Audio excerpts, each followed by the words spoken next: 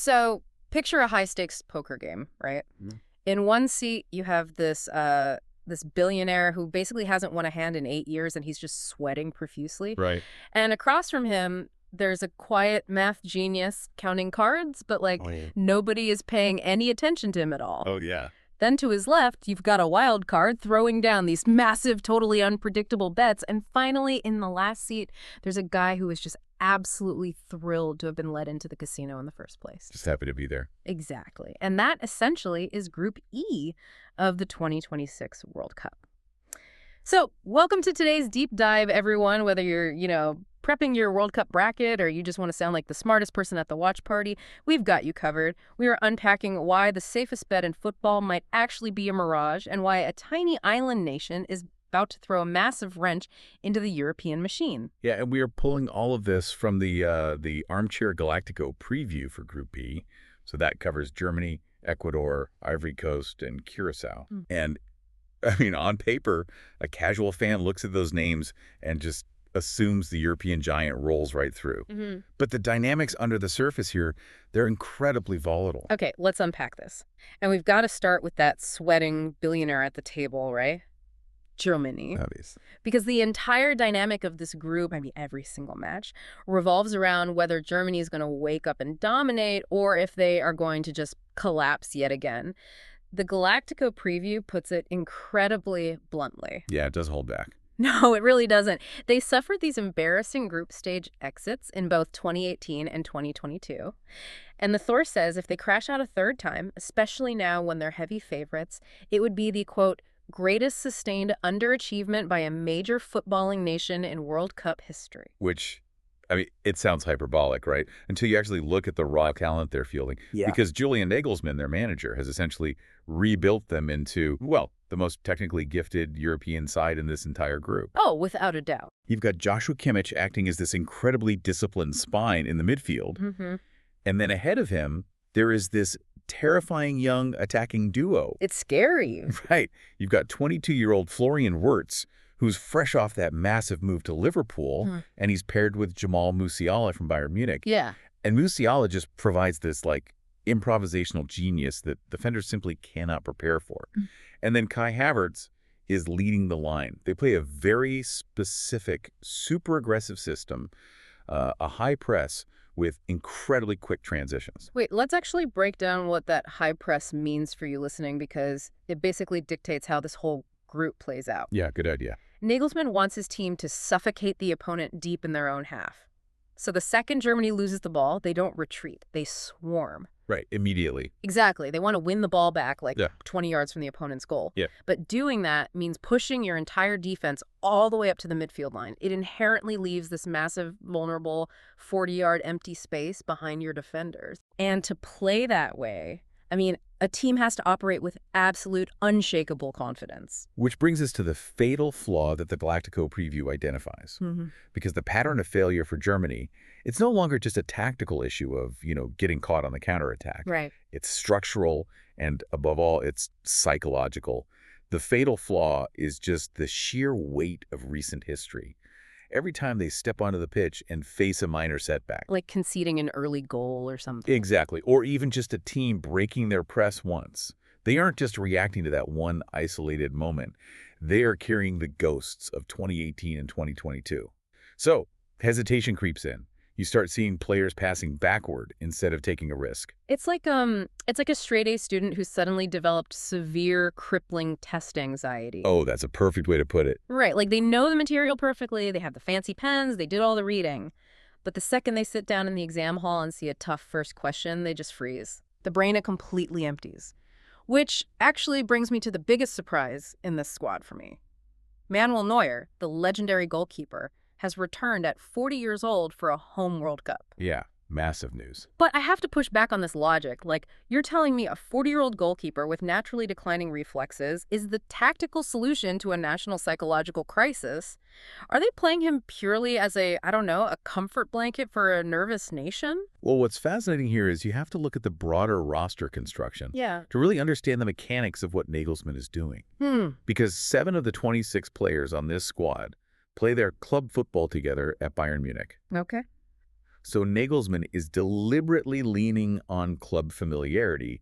Usually national teams struggle with chemistry because they only train together a few weeks a year. Right, they barely know each other's tendencies. Exactly. So by dropping a massive block of Bayern players into the starting lineup, you bypass that friction entirely. They already know exactly where the other guy's going to run. And Neuer he's the ultimate extension of that. I see. Yes, his physical reflexes are not what they were when he was 28, but his organizational authority from the back is unmatched. So he's essentially a coach on the pitch who just happens to wear gloves. He is the anchor. When you play a high press and leave that 40 yards of space behind the defense, your center backs need to know that the guy behind them isn't panicking. Neuer is there to import that ruthless, winning mentality of Bayern Munich directly into a fragile national team.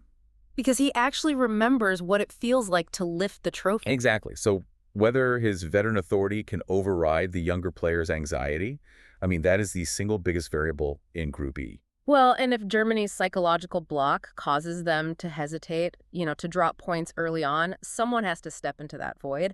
And the betting markets seem completely oblivious to the team that is best positioned to do that. Oh, completely. We're moving from the sweating billionaire to the quiet math genius at the table, Ecuador. Right. Because casual observers see Ecuador, and they just assume, they're a modest South American side making up the numbers. But the source highlights this massive gap between perception and reality. Yeah, big time. Their Argentine coach, Sebastian Beccaceche, who is a disciple of Jorge Sampaoli, by the way, he has built this highly structured, suffocating machine. And the names in their defensive half are staggering when you actually lay them out. This isn't some plucky underdog defense. You have William Pacho starting at center back for Paris Saint-Germain. Yep. Right beside him is Piero Hincapié doing the exact same thing for Arsenal. It's crazy. That is a defensive foundation built on top-tier Premier League and Champions League consistency, week in and week out. And then sitting right in front of them is Moises Caicedo, Chelsea's £100 million-plus midfielder. The preview actually notes he is arguably the most important player on the team by a wide margin. Oh, absolutely. Caicedo is the engine room. He physically dominates the center of the pitch, breaking up attacks before the opposition can even reach Pacho and Hincapié. Right. That defensive triangle makes them incredibly difficult to break down. And the Galactico preview brings up a fascinating metric here, which is their expected points, or XPTS. Okay, let's explain how that works in this context for everyone listening. Expected points basically strips away the look of the draw, right? Like fluke goals or bad refereeing decisions. Exactly. It looks purely at the underlying mathematical quality of the chances a team creates versus the chances they concede over time. And their XPTS over the last qualifying cycle suggests they are a top-tier team that should comfortably qualify from this group. They limit high-quality chances better than almost anyone. Yet the betting markets treat them as guaranteed second-place filler, or even worse. Okay, I'm going to push back hard on that expected points hype, though. I don't care how impenetrable that defensive wall is. The preview explicitly points out their fatal flaw. They are almost entirely reliant on their captain, Enner Valencia, for goals. Yeah, that's true. And he is 36 years old, playing in his third World Cup. You cannot survive a knockout tournament if your only reliable goal threat is a 36-year-old. If an opposing manager figures out how to double-team him and shut him down, Ecuador's entire threat vanishes. Doesn't that fundamentally cap their ceiling at, a quick round of 32 exit? Well, see, in a 38-game league season, you'd be entirely correct. Okay. Over 9 months, a lack of attacking depth will absolutely expose you. But tournament football operates on completely different mechanics. Yeah. You don't need to score 3 goals a game to advance in a World Cup. You just need to not lose. Exactly. You just need to be incredibly difficult to eliminate. If Ecuador can defensively suffocate a nervous German team into, say, a frustrated 0-0 draw, or nick a 1-0 victory off a random set piece, that is all they need. Wow, okay. So their lack of a multidimensional attack is a flaw, absolutely. But their defensive solidity makes them built specifically for the brutal grind of a group stage. Right, but if Ecuador's strategy is to methodically choke the life out of the game, the team breathing down their neck for that knockout spot wants to do the exact opposite. Oh, totally. They want to set the stadium on fire. And this brings us to the wild card throwing down massive bets, Ivory Coast. Ivory Coast arrives with something that is incredibly hard to quantify, but absolutely vital in tournament play. Yeah. Continental credibility. Yeah. Under Coach Emersfey, They are the 2023 AFCON champions, the African Cup of Nations. So they aren't just a collection of talented individuals. They actually have the muscle memory of navigating knockout stage pressure together and winning. And the spine of this team is incredibly solid. You have Captain Franck Kessie running the midfield, acting as the primary voice of authority. At the back, they feature Ousmane Diomande from Sporting CP, who the source notes is one of Africa's most coveted young center backs. Oh, he's brilliant. But the player the preview really zeroes in on is Amad Diallo from Manchester United. He is the ultimate wild card, like a direct, creative winger who can absolutely humiliate a defender in a one-on-one situation. Yeah, and to understand how Ivory Coast functions, you have to look at the mechanical relationship between Kessie and Diallo. Because Kessie acts as the foundation. He dictates the tempo, he absorbs all the physical pressure in the center of the pitch, and he anchors that midfield line.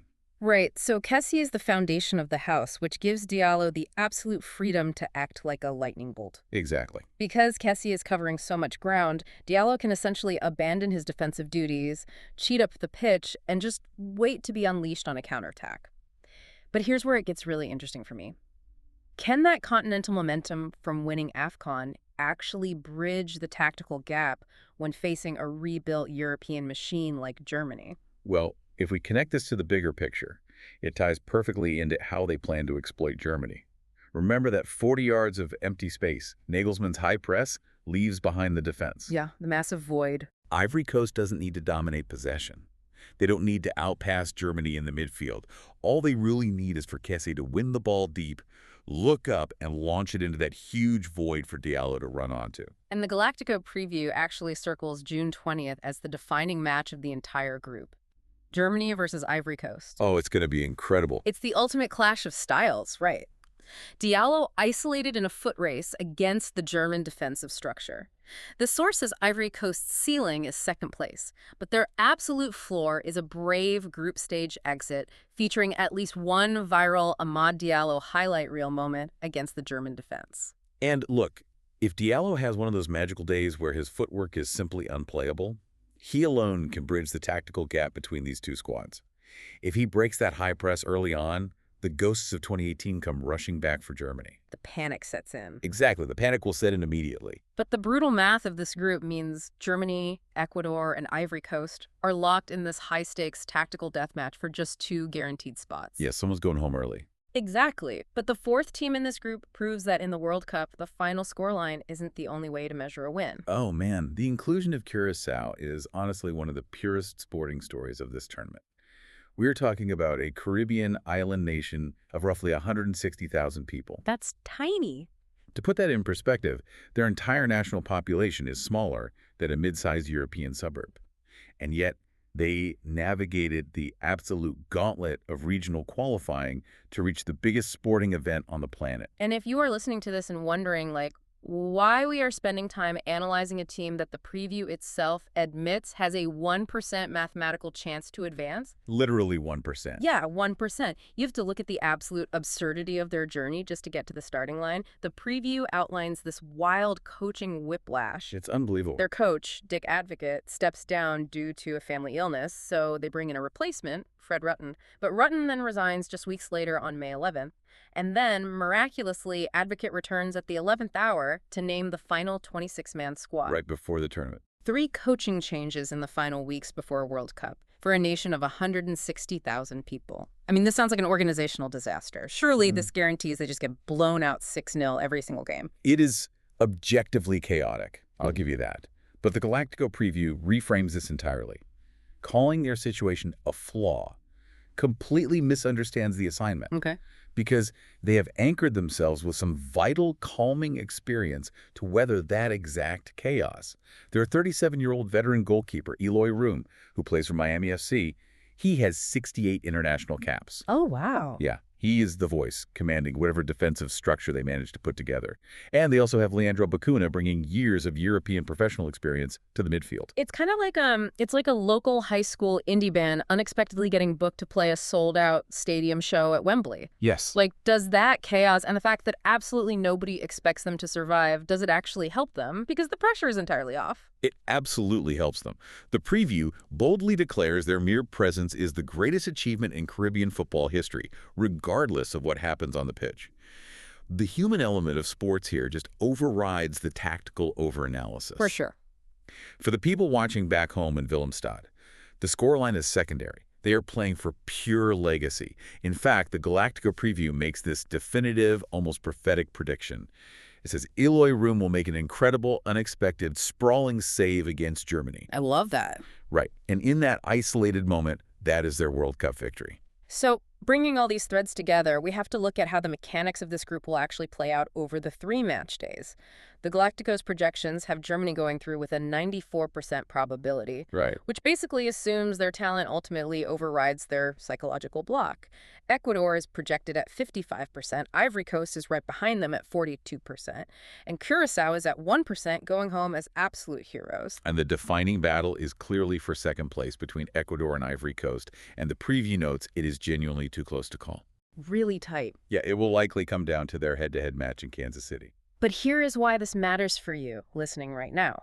If Ecuador and Ivory Coast draw their match against each other, their fate in the tournament comes down to goal difference. Yep, the primary tiebreaker. Suddenly, how many goals a team can score against Curacao becomes the most vital statistic of the entire group stage. Oh, man. Yeah. It's no longer just about securing 3 points against the underdog, it's about running up the score as efficiently as humanly possible, which puts a massive compounding pressure squarely on Ecuador's 36-year-old striker to deliver multiple goals, and on Ivory Coast's unpredictable wingers to stay focused for a full 90 minutes. It changes everything. And, if you are building your own brackets based on all this, the source actually notes you can map out your scenarios at bracketmachine.app using the code Z9U8XX.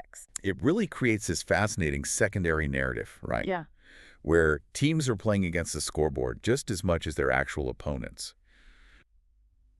But if I am urging you to tune into one specific moment to understand how this group resolves, it goes back to that matchday 2 clash between Germany and Ivory Coast. The tipping point. Exactly. Watch that game not just as 90 minutes of football, but as a live psychological experiment. Because if Germany comfortably shuts down Amad Diallo's lightning counterattacks, their ghosts are exercised.